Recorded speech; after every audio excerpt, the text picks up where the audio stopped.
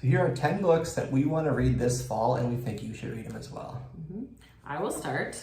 This one is The Nightingale. And if you're watching this and you're thinking I'm crazy that I have not read it yet, you're correct. I have not read anything by Kristen Hanna yet. I plan on reading a different one of hers soon. I want to do that before fall, but this is going to be one that I prioritize in the fall. I think I've been intimidated because of how long it is, and it's historical fiction, which isn't always my jam, but I've heard excellent things, so I'm excited to give this one a try. This is what we both want to read this fall. It just screams fall. The Simplicity of Cider by Amy Reichert. Something's fun. I just read a book by her last year, and it was so good. And this one takes place on an orchard, so what's not to love? And then we've got The Butcher and the Wren. We're both excited to read this one.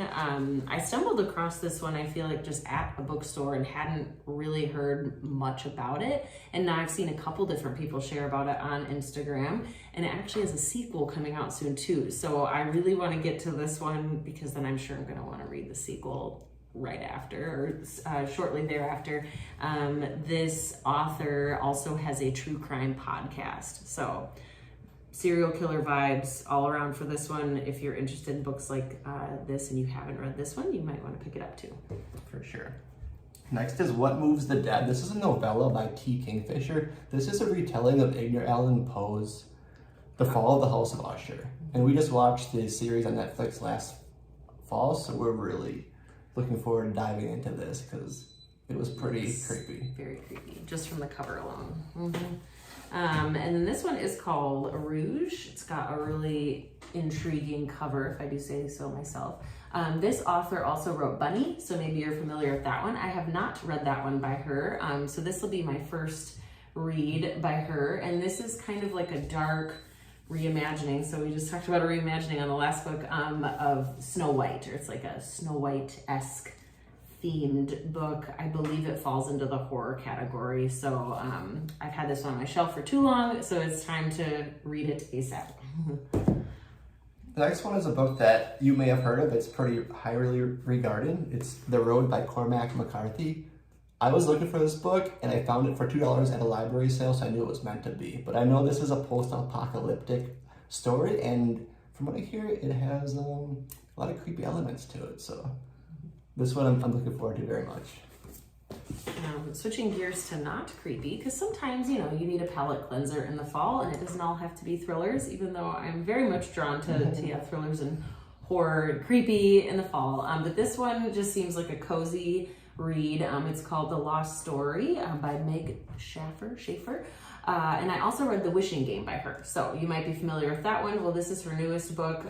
I've heard that if you love the Narnia series, so if you're a fan of the Chronicles of Narnia and you read those as a kid, or you've even read them more recently, then you might be a fan of this. So it's like an adult fairy tale. It just has such a whimsical, beautiful cover, so I'm drawn in right from there.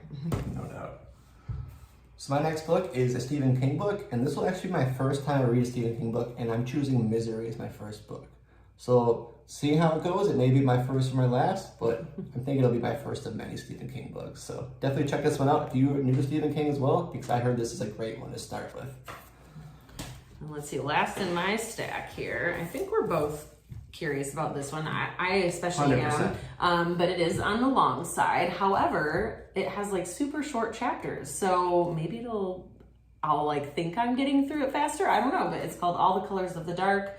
You've probably seen this one floating around because it seems like a very buzzy book. And then of course, now that I've seen this one, I'm gonna want to probably go back and read others by this same author.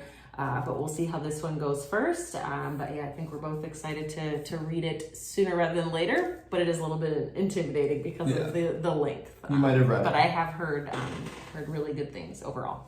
And last but not least is one that's on both of our radars as well. It's Incidents Around the House by Josh Malerman. You may recognize his name because he wrote the book Bird Box that got turned into that crazy Netflix movie with Sandra Bullock.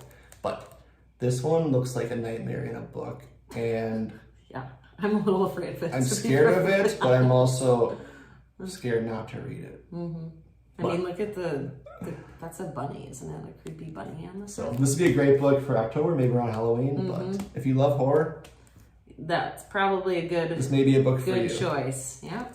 So those are 10 books There we have that it. we want to read this should fall. Let us know what Once you're you, reading. You can see our stack here. Let's stack them up. Let us know if any of these Yeah. are on your list as well. Here. Here. There we Super go. stack. There we go. Maybe without knocking it over. It's a good stack right there. Thank you for watching.